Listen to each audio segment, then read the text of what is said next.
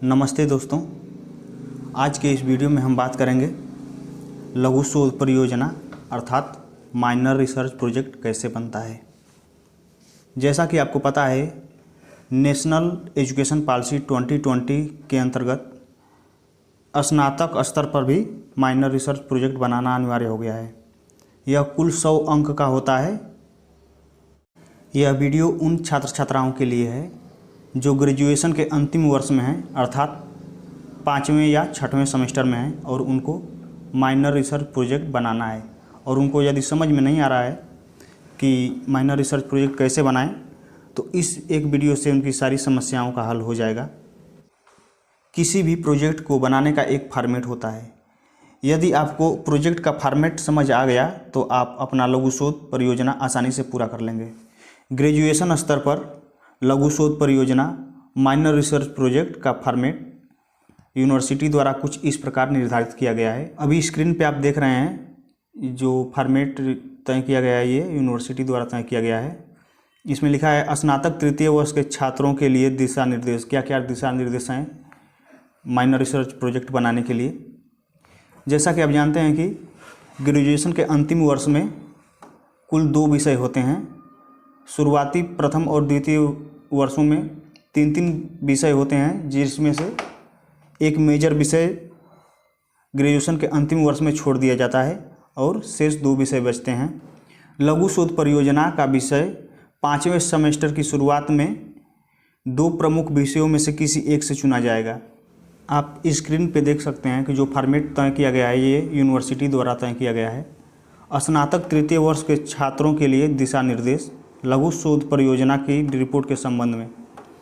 National education policy 2020 के तहत स्नातक तृतीय वर्ष में अर्थात 5वें और 6वें सेमेस्टर में सभी छात्रों को एक संकाय सदस्य शिक्षक के मार्गदर्शन में, जो आपके शिक्षक होंगे विषय के शिक्षक, वो आपके लघु शोध परियोजना को करवाएंगे। लघु शोध परियोजना का विषय 5वें सेमेस्टर की शुरुआत में 2 प्रमुख विषयों में से किसी एक को चुना जाएगा। अर्थात आपको थर्ड ईयर में कुल 2 विषय मिलते हैं। आप थर्ड ईयर में जब जाते हैं तो 3 विषयों में से एक विषय को छोड़ देते हैं, बाकी 2 विषय बचते हैं। वो आपके जो 2 प्रमुख विषय अथवा मेजर विषय हैं, उनमें से किसी एक विषय पर आप प्रोजेक्ट बना सकते हैं। इस लघु शोध परियोजना को आप 6वें सेमेस्टर में जमा करेंगे और इसका मूल्यांकन किया जाएगा।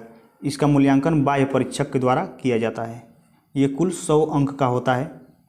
इसका फॉर्मेट यूनिवर्सिटी ने कुछ इस प्रकार तय किया है। माइनर रिसर्च प्रोजेक्ट की रिपोर्ट की संरचना कुछ इस प्रकार होगी। सबसे पहले आप देख रहे हैं कि इसमें आवरण पृष्ठ होगा।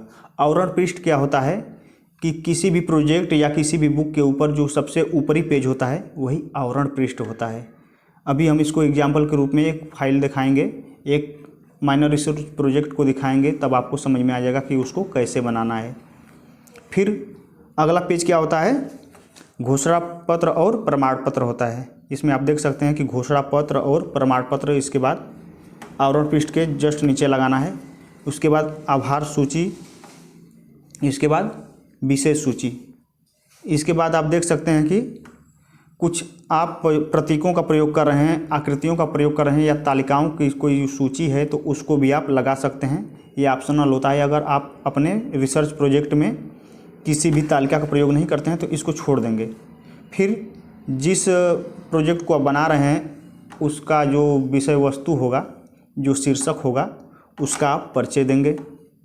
इसके बाद आपका आ जाएगा मेन प्रोजेक्ट का जो भी आप अध्ययन किए हैं और जो भी आप शोध किए हैं उसको लगाएंगे। पहले आवरण पृष्ठ, उसके बाद घोषणा और प्रमाण पत्र, उसके बाद आभार, उसके बाद विषय सूची।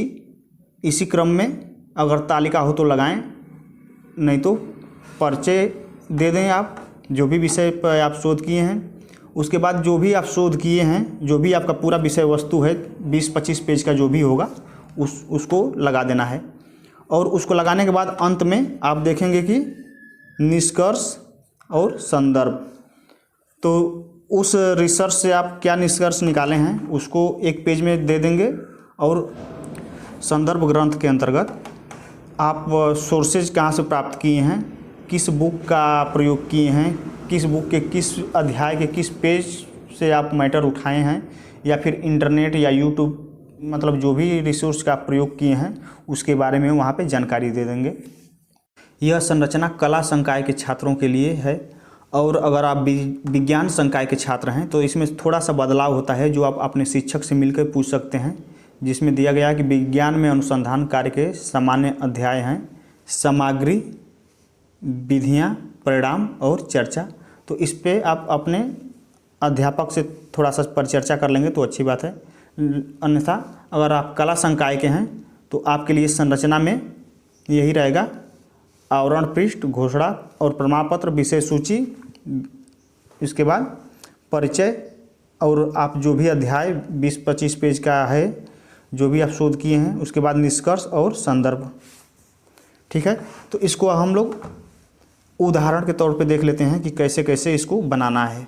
स्क्रीन पे जो आप फॉर्मेट देख रहे हैं ये यूनिवर्सिटी द्वारा ही तय किया गया है। तो जैसा कि आपने अभी देखा था आवरण पृष्ठ या फ्रंट पेज, तो ये आपका आवरण पृष्ठ और फ्रंट पेज है जो ये आप देख रहे हैं इतना।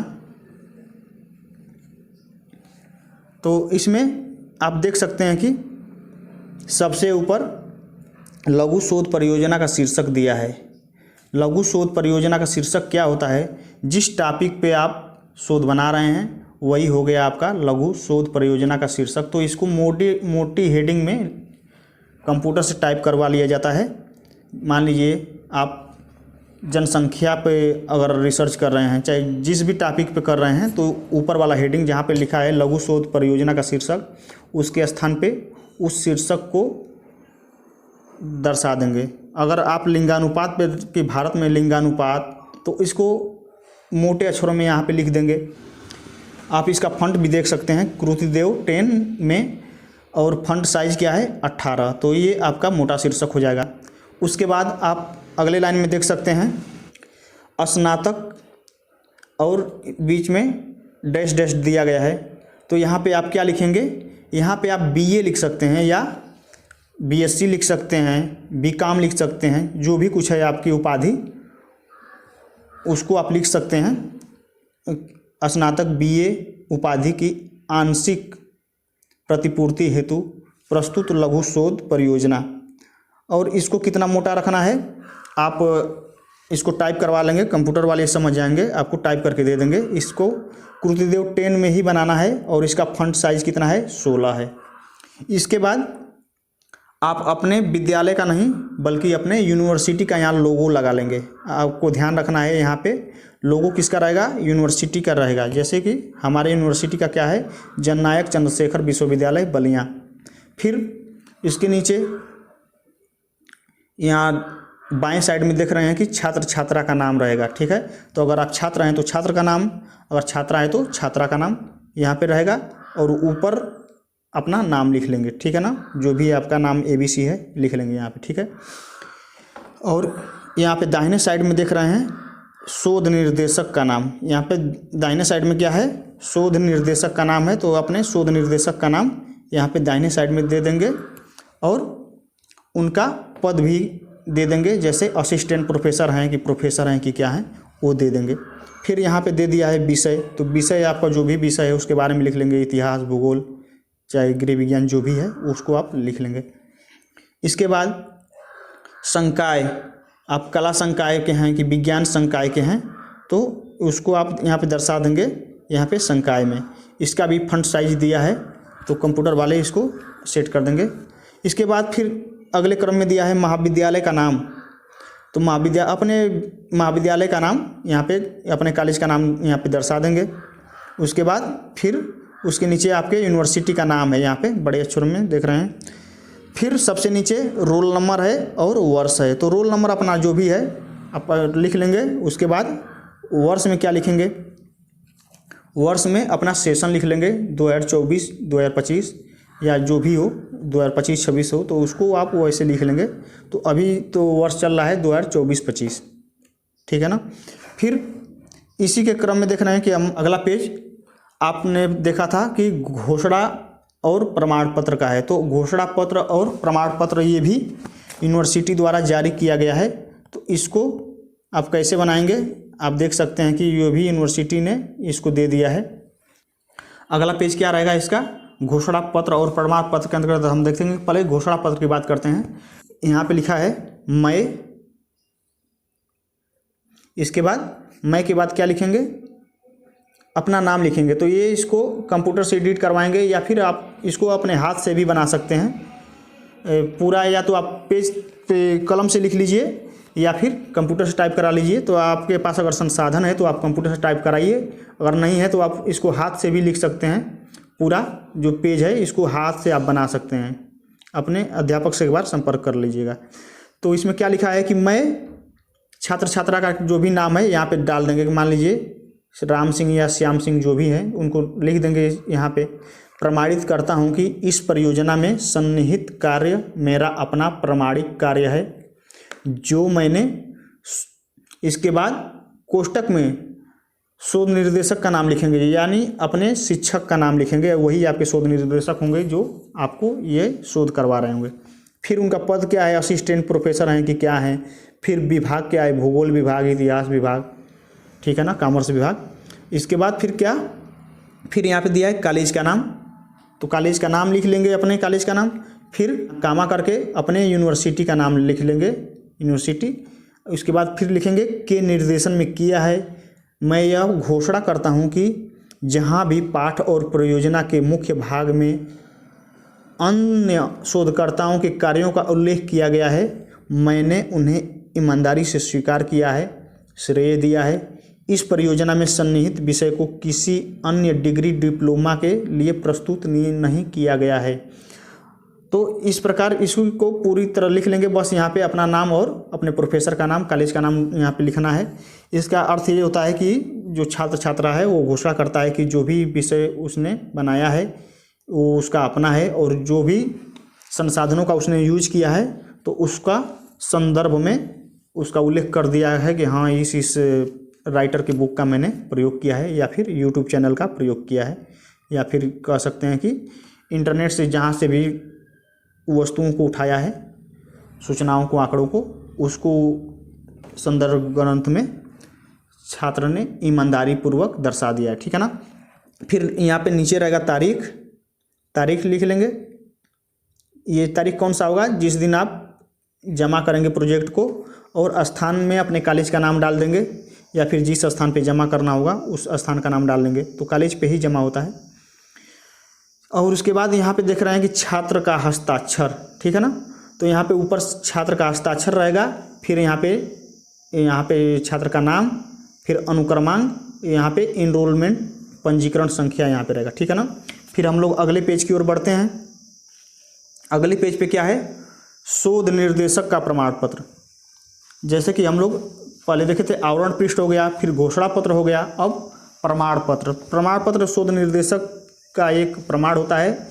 तो इसको आप बना लेंगे, या तो प्रिंट करा लेंगे या फिर हाथ से ही इसको लिख लेंगे, ठीक है ना, एक अगले पेज पे।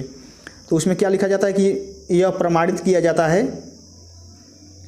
कि छात्र द्वारा दिया गया उपरोक्त कथन मेरी जानकारी और समझ के अनुसार सही है। तो ये घोषणा आपके शिक्षक करते हैं, और यहाँ पे शिक्षक का सिग्नेचर यहाँ पे होता है, और फिर शिक्षक का नाम, उनका पद क्या है, उनका विभाग क्या है, महाविद्यालय का नाम, फिर अपने यूनिवर्सिटी का नाम अंत में लिख देंगे। तो ये आपका 3 पेज तैयार हो गया, आवरण पृष्ठ, घोषणा पत्र और प्रमाण पत्र। फिर इसी क्रम में देखेंगे कि अन्य चीज़ें आपको देनी रहेगी, आभार, विषय सूची, तालिका, परिचय, अध्याय, जो भी अध्याय हैं आपके, निष्कर्ष और संदर्भ। तो इनको भी हम लोग देख लेते हैं कि इनको कैसे देना है। उदाहरण के तौर पे एक हम लोग प्रोजेक्ट ले लेते हैं और देखिए इसको छात्र द्वारा कैसे बनाया गया है। तो इसमें आप देख सकते हैं कि यहाँ पे फ्रंट पेज है, ये आपका जो पेज है ये क्या है, फ्रंट पेज है, और यही है आपका आवरण पृष्ठ। तो इसमें देख लीजिए यहाँ पे शीर्षक दिया गया है, शीर्षक में जो भी शीर्षक का नाम है उसको दे दिया गया है, और उसके नीचे स्नातक BA देख सकते हैं, जैसे मैंने बताया था स्नातक BA 6th सेमेस्टर, उपाधि की आंशिक प्रतिपूर्ति हेतु प्रस्तुत शोध परियोजना। फिर यहाँ पे यूनिवर्सिटी का लोगो दे दिया गया है, यहाँ पे छात्र या छात्रा का नाम रहेगा, यहाँ पे अपने प्रोफेसर का नाम दे देंगे, फिर यहाँ पे विषय, फिर संकाय, फिर यहाँ पे अपने महाविद्यालय का नाम, उसके बाद यहाँ पे विश्वविद्यालय का नाम, यहाँ पे फिर उसके नीचे रोल नंबर और अपना सेशन वर्ष यहाँ पे दे देंगे, ठीक है ना। फिर अगला पेज कैसे बनाया गया देख लीजिए। जैसे कि हम लोग पहले भी देख चुके हैं कि मैं प्रमाणित करती हूँ कैसे कैसे था। तो यहाँ पे अपना नाम, उसके बाद यहाँ पे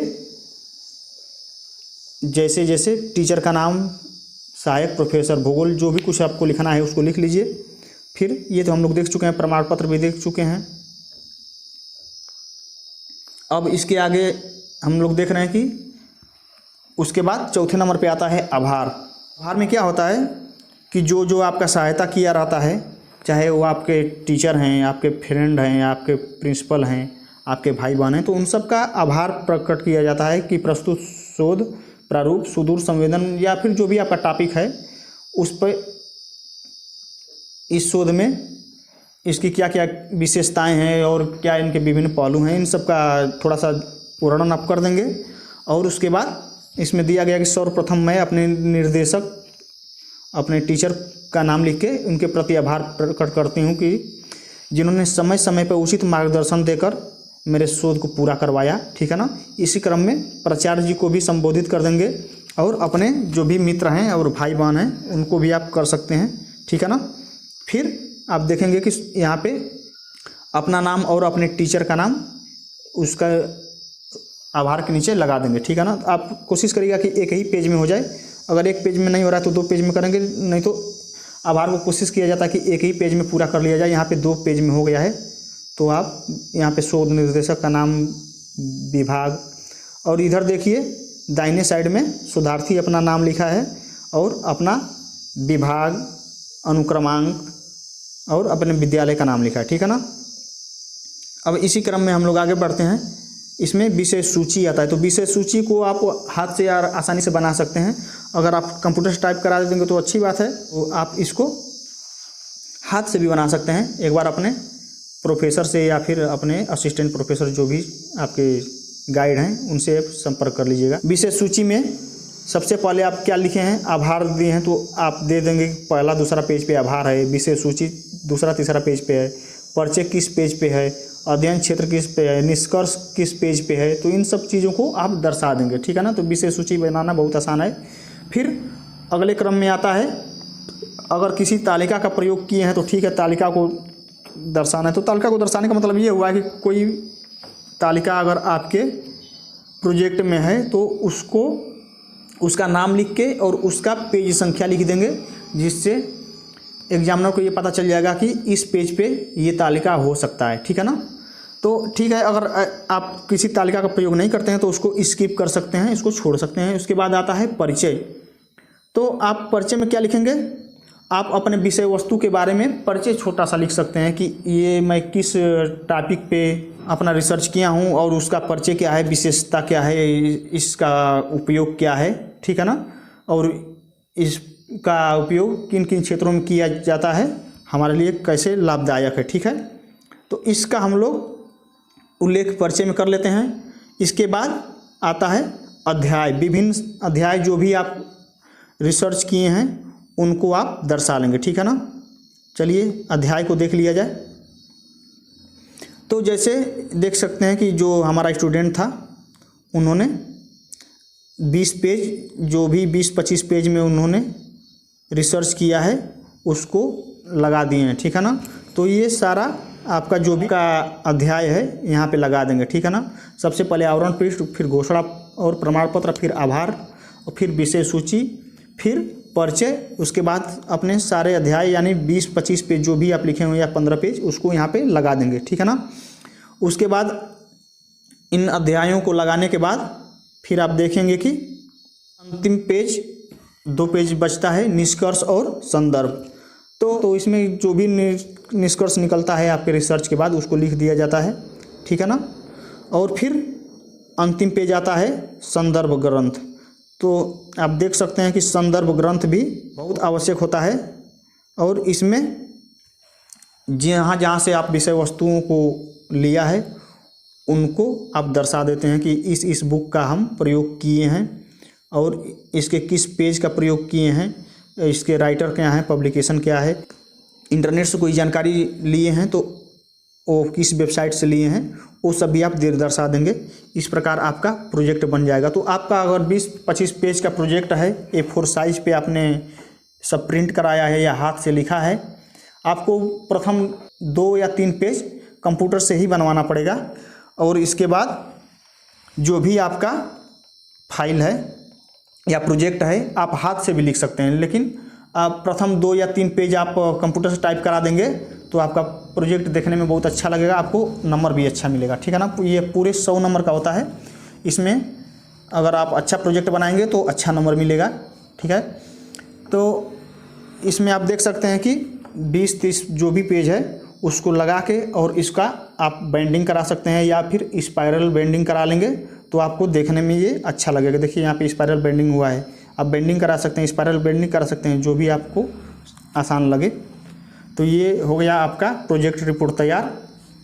और ये उन छात्रों के लिए था जो अपना अध्याय तैयार कर चुके थे या उनको शीर्षक मिल चुका। तो आप किस विषय वस्तु पे शोध करेंगे, आपका टॉपिक क्या होगा, ये आप अपने कॉलेज से संपर्क करें और उनसे संपर्क करके ये पूछें कि हम लोगों को किस विषय पे, और दोनों विषय में से आप खुद चयन करेंगे किस विषय पे बनाएंगे, उसमें कौन से टॉपिक पे बनाया जाए। तो ये आपका जो विषय अध्यापक होंगे वो आपको टॉपिक दिए होंगे, 2 या 3 या 4-5 टॉपिक दे देते हैं लोग, और आप अपने मन से भी कोई सुझाव दे सकते हैं या पूछ सकते हैं कि सर मैं क्या इस टॉपिक पे मैं बना सकता हूँ, तो आप बना सकते हैं, ठीक है ना।